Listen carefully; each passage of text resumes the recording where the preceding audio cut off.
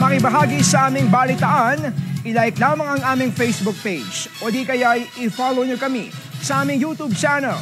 Para naman po sa inyong mga comments, suggestions at public service announcement, mag-email lamang dito sa IBC. Kaibigan, naway isaalang-alang natin na nandito pa rin ang banta ng COVID-19. Kaya laging mag-mask at maghugas upang makaiwas. At yan ang mga makabuluhang balitang aming nakalap. Muli kaming magbabalik bukas. Maraming salamat, Pilipinas. Ako po si Brian Castillo at ito ang IBC Tutok 13. Kaibigan ng bayan, kaibigan ng katotohanan.